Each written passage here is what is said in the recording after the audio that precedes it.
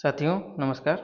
आज से हम घटना चक्र पूर्वावलोकन शुरू करने जा रहे हैं। यह इतिहास की पहली क्लास है, मॉडर्न हिस्ट्री की, और यह सीरीज अब कंटिन्यू रहेगी।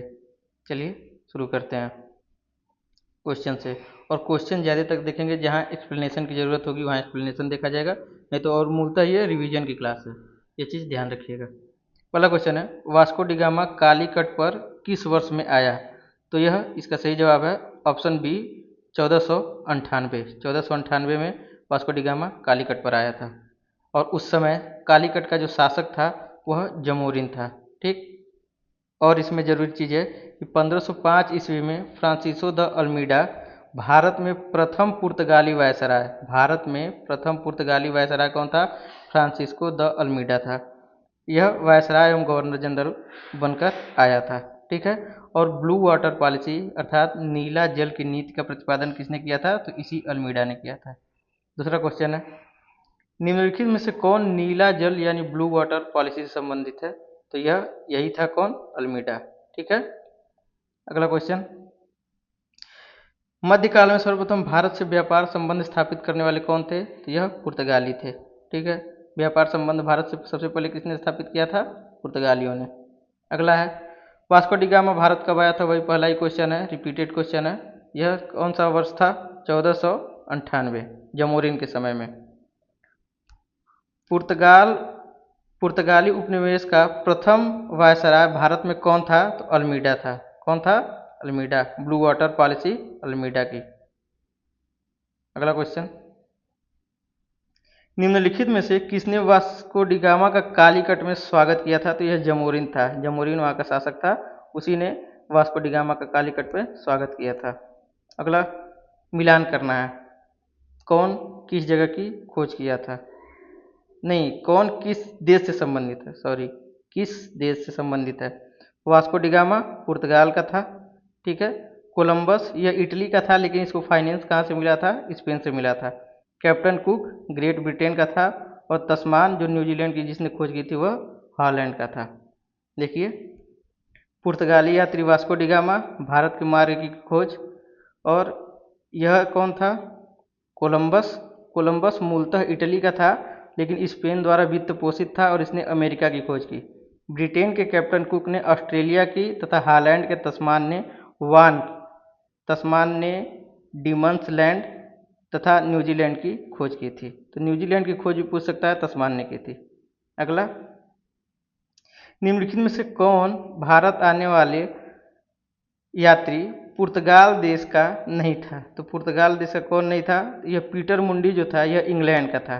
पीटर मुंडी इंग्लैंड का था। बाकी दुगार्ट बारबोसा, डोमिंगो पायस और फर्नाओ नूनीज यह कहाँ के थे? यह तीनों पुर्तगाल के थे, यह अकेला ब्रिटेन का था। ठीक है। आगे देखिए, भारत में पुर्तगाली शक्ति का वास्तविक संस्थापक किसको माना जाता है? तो यह अल्बुकर्क को माना जाता है। किसको माना जाता है? अल्बुकर्क को। 1510 में बीजापुर के आदिल शाही सुल्तान से गोवा को जीतना अल्बुकर्क की पहली महत्वपूर्ण उपलब्धि थी। तो गोवा को कब छीना था पुर्तगालियों ने? 1510 में। किससे छीना था? बीजापुर के आदिल शाही सुल्तान से। कौन था जीतने वाला? अल्बुकर्क था। ठीक। और यही अल्बुकर्क था जिसने भारतीय महिलाओं के साथ विवाह करने के लिए पुर्तगालियों को प्रोत्साहित किया था। अगला क्वेश्चन, भारत में यूरोपीय शक्तियों के प्रवेश के संदर्भ में कौन सा कथन सही नहीं है? पुर्तगालियों ने 1499 में गोवा पर कब्जा किया, गलत है। कब किया था? 1510 में किया था। बाकी सारे कथन सही हैं कि अंग्रेजों ने अपना पहला कारखाना दक्षिण भारत में मछलीपट्टनम में लगाया। पूर्वी भारत में अंग्रेजी कंपनी ने 1633 में उड़ीसा में पहला कारखाना लगाया। डुप्ले के नेतृत्व में फ्रांसीसियों ने 1746 में मद्रास पर कब्जा किया था। ठीक है। अगला क्वेश्चन, पुर्तगालियों ने भारत में निम्नलिखित में से किस स्थान पर प्रथम दुर्ग का निर्माण किया था? पुर्तगालियों ने प्रथम दुर्ग का निर्माण शायद कोचीन में किया था। हाँ, सही है।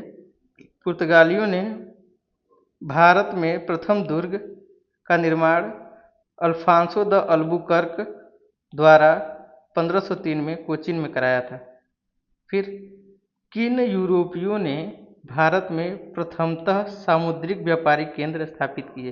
तो जिसने खोज की थी वही किए होंगे, जाहिर सी बात है पुर्तगाली। अगला देखिए, बंगाल की निम्नलिखित फैक्ट्रियों में से एक जो पुर्तगालियों द्वारा स्थापित की गई थी वह कौन थी? तो हुगली थी, बंगाल में। अगला देखिए, पौंडीचेरी। पौंडीचेरी के संदर्भ में निम्न कथनों पर विचार कीजिए। पौंडीचेरी पर कब्जा करने वाली पहली यूरोपीय शक्ति पुर्तगाली थे। ठीक है। पौंडीचेरी पर कब्जा करने वाली दूसरी यूरोपीय शक्ति फ्रांसीसी थे। और अंग्रेजों ने कभी पौंडीचेरी पर कब्जा नहीं किया। तो क्या अंग्रेजों ने कभी कब्जा नहीं किया होगा? इतने साल तक उन्होंने शासन किया भारत पे, क्या कब्जा नहीं किया होगा? तो यह कथन गलत है। तीसरा कथन गलत, केवल एक सही। ठीक।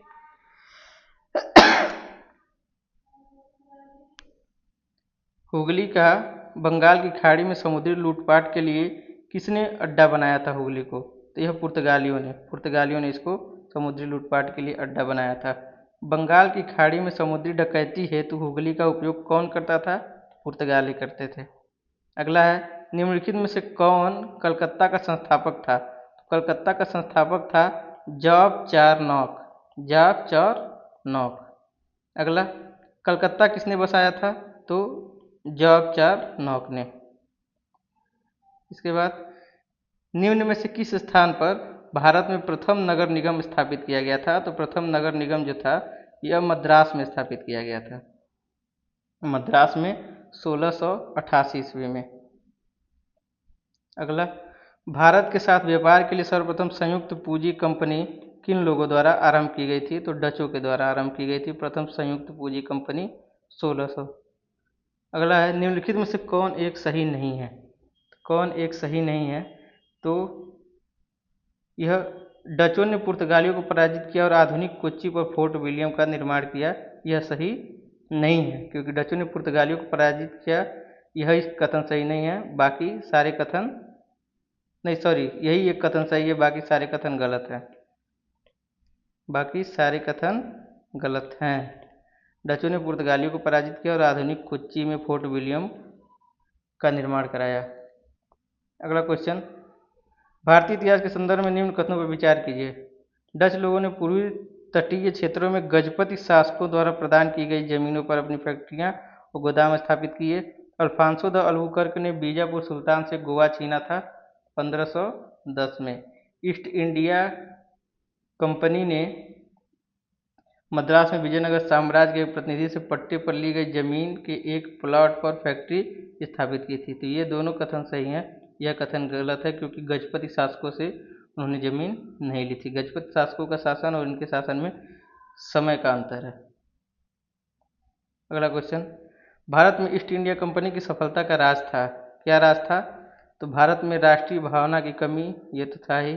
कंपनी की सेना को पश्चिमी प्रशिक्षण मिला था तथा उनके पास आधुनिक हथियार थे, ये भी सही है। भारतीय सैनिकों में राष्ट्रीय भावना का अभाव था, जिसके फलस्वरूप कोई जो उन्हें अच्छा वेतन दे अपनी सेवा में लगा सकता था। तो तीनों यह उनकी सफलता के कारण थे। अगला क्वेश्चन, निम्नलिखित ब्रिटिश कंपनियों में से किसने भारत में व्यापार करने के लिए पहला अधिकार पत्र प्राप्त किया था? तो यह कंपनी थी लिवेंट कंपनी। कौन सी कंपनी? Leivand company. इसे 1593 में यह अधिकार पत्र प्राप्त हुआ था। अगला क्वेश्चन, लंदन में ब्रिटिश ईस्ट इंडिया कंपनी के गठन के समय भारत का निम्नलिखित में से कौन बादशाह था? तो जब लंदन में ब्रिटिश ईस्ट इंडिया कंपनी बन रही थी तो उस समय भारत में शासक था अकबर, और ये कंपनी 1600 में स्थापित की गई थी। किस मुगल सम्राट के काल में इंग्लिश ईस्ट इंडिया कंपनी ने भारत में सर्वप्रथम कारखाना स्थापित किया था?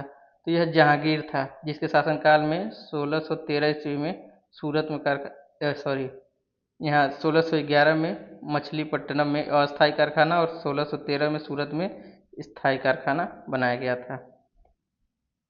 अगला, भारत में 1613 ईस्वी में अंग्रेजों ने अपनी पहली फैक्ट्री कहाँ स्थापित की थी? तो सूरत में। और अस्थायी कहाँ पे थी? तो अस्थायी कंपनी जो थी वह मछलीपट्टनम में। अगला, निम्नलिखित में से किस अंग्रेज अधिकारी ने पुर्तगालियों को स्वाली के स्थान पर हराया था? तो यह थे थॉमस बेस्ट। थॉमस बेस्ट ने स्वाली के स्थान पर पुर्तगालियों को हराया था। ये अंग्रेज अधिकारी थे।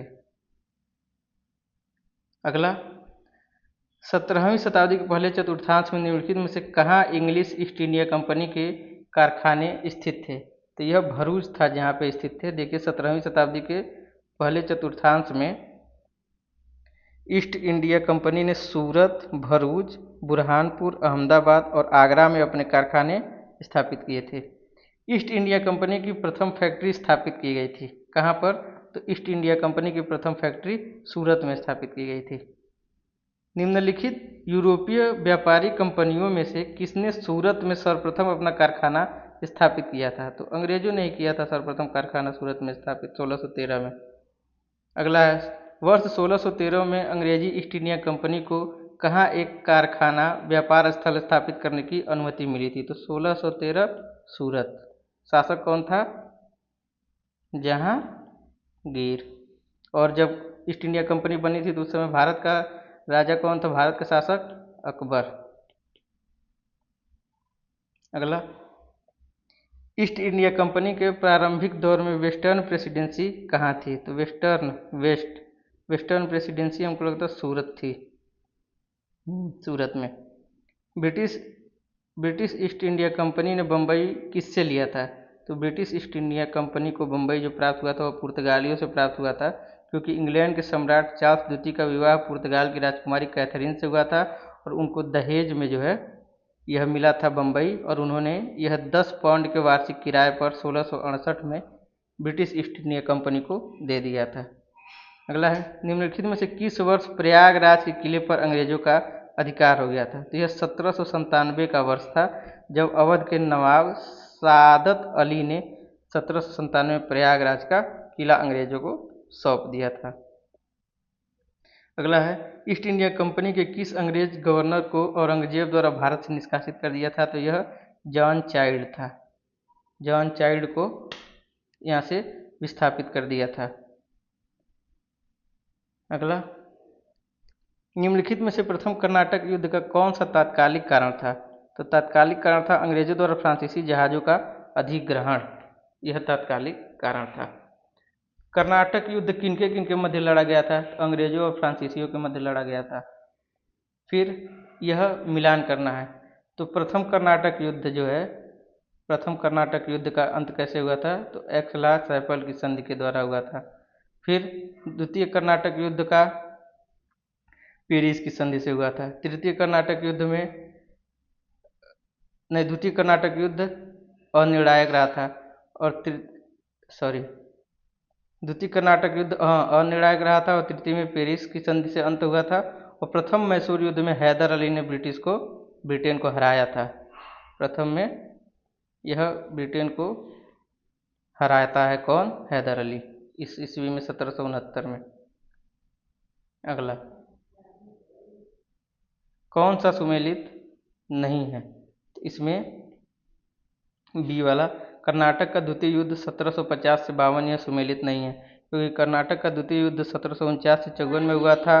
प्रथम युद्ध 1746 से 48 में और तृतीय युद्ध 1758 से 63 में, और पानीपत का तृतीय युद्ध 1761 में हुआ था। अगला, निम्नलिखित में से कौन सा प्रथम यूरोपीय व्यक्ति था जिसने भू क्षेत्र अर्जित करने के उद्देश्य से भारतीय राजाओं के झगड़े में भाग लेने की नीति आरंभ की थी? तो यह डुप्ले था। डुप्ले ने यह नीति आरंभ की थी। अगला, भारत में फ्रांसीसियों ने अपना सबसे पहला कारखाना निम्न में से कहाँ लगाया था? तो सबसे पहला कारखाना इन्होंने भी सूरत में ही लगाया था। फ्रांसीसियों ने भी, ये सबसे लास्ट में आए थे और इन्होंने सूरत में कारखाना लगाया था। अंग्रेजों ने भी पहले मसूलीपट्टनम में अस्थायी और उसके बाद सूरत में स्थायी कारखाना 1613 में अंग्रेजों द्वारा लगाया गया था। अगला, फ्रांसीसी ईस्ट इंडिया कंपनी स्थापित हुई थी किसके समय में? लुई 14वें के समय में। जो लुई 14वां था उसके समय में स्थापित हुई थी। 16वां तो आखिरी था, उसको मार दिया गया था। निम्नलिखित में से किसे भारत में फ्रांसीसी कंपनी का संस्थापक माना जाता है? फ्रांसीसी कंपनी का संस्थापक कॉलबर्ट को माना जाता है। फिर बंगाल में निम्न में से कौन सा कारखाना डचों ने स्थापित किया था? BC यानी चिंसूरा और हुगली दोनों जो है डचों द्वारा स्थापित किया गया था। डच ईस्ट इंडिया कंपनी ने किस वर्ष अपनी फैक्ट्री पटना में स्थापित की थी? 1632 में। बीपीएससी के लिए इम्पोर्टेंट है ये। अगला है, फ्रांसीसी दक्कन में शक्ति आंदोलन स्थापित करने में असफल रहे, क्यों? दक्कन में क्यों असफल रहे? क्योंकि अंग्रेजों की फौज जो थी वह शक्तिशाली थी। फिर इनका क्रम बताना है, तो सबसे पहले पुर्तगाली आए, पुर्तगाली के बाद डच आए, फिर अंग्रेज, फिर फ्रांसीसी। फ्रांसीसी सबसे लास्ट में आए थे। उसके बाद देखिए, पौंडीचेरी फ्रेंच, गोवा पुर्तगालियों के अंडर में था, ट्रावनकोट डेनिश या डच के अंडर डेनिश के अंडर में था, और सद्रास डच के अंडर में था। ठीक है। उस क्षेत्र की पहचान करें जहां यूरोपवासियों को सर्वोत्तम शोरा और अफीम प्राप्त होता था। तो सर्वोत्तम शोरा और अफीम जो है यह बिहार से प्राप्त होता था। अगला, अंग्रेजी शासनकाल में भारत का कौन सा क्षेत्र अफीम उत्पादन हेतु प्रसिद्ध था? तो बिहार अफीम के लिए प्रसिद्ध था, ये न हमारा बिहार में। निम्नलिखित यूरोपियों में से कौन सा एक स्वतंत्रता पूर्व भारत में व्यापारिक रूप में सबसे अंत में आए? तो सबसे अंत में फ्रांसीसी आए थे। सबसे अंत में कौन आया था? फ्रांसीसी। देखिए, यूरोपियों में सबसे पहले 1498 में पुर्तगाली, 1605 में डच, 1608 में अंग्रेज और 1667 में फ्रांसीसियों का आगमन हुआ था। ठीक है। निम्नलिखित में से किन स्थानों पर डचों ने अपने व्यापारिक अड्डे स्थापित किए थे? तो सभी जगह, नागपट्टनम, चिंसूरा, मछलीपट्टनम, सूरत, भरूच, आगरा, कोचीन, अहमदाबाद, पटना, सभी जगह। फिर है, निम्नलिखित पर विचार कीजिए। मृदा के स्वरूप तथा उपज के गुणों के आधार पर भूमि राजस्व का मूल्यांकन, युद्ध में चलती फिरती तोपों का उपयोग, तंबाकू और लाल मिर्च की खेती। अंग्रेजों की देन क्या है? सबसे पहले तो ये चलती फिरती तोप तो बाबर ही लेकर आ गया था, तो बाबर से पहले तो अंग्रेज आए नहीं थे, तो ये दोनों तो अपने आप गलत हो गया। तो केवल एक बचा, और ये भी नहीं है, क्यों? कोई नहीं, क्योंकि यह भू राजस्व का मूल्यांकन तो प्राचीन काल से चलता आ रहा है। अगला देखिए, किसने ईस्ट इंडिया कंपनी के बारे में यह टिप्पणी की कि कंपनी एक असंगति है, परंतु यह उस व्यवस्था का भाग है जहाँ सब कुछ ही असंगत है? तो यह टीबी मैकाले था। TB Macaulay. ठीक है। अगला, एक्स ला सापेल 1748 की संधि के संदर्भ में कौन सा कथन सही है? प्रथम कर्नाटक युद्ध समाप्त हुआ था? हाँ, हुआ था। और अंग्रेजों को मद्रास पुनः प्राप्त हुआ? तो हाँ, दोनों कथन सही हैं। अगला देखिए, भारत में अंग्रेजों की सफलता तथा फ्रांसीसियों की असफलता का कारण निम्नलिखित कथनों में से कौन से कथन सही हैं? अंग्रेजों को बंगाल विजय से अपार धन और जनशक्ति का मिलना, और अंग्रेजों की बेहतर नौसैनिक ताकत। तो यह जो दोनों कथन है ये दोनों सही हैं कि अंग्रेजों को बंगाल विजय में अपार धन और जनशक्ति मिल गई थी और अंग्रेजों की बेहतर नौसैनिक ताकत भी थी। तो ये चैप्टर समाप्त हुआ और घटना चक्र है। निश्चित आप लोग वीडियो को 1.5 या 2x पर देख सकते हैं। जय हिंद, जय भारत।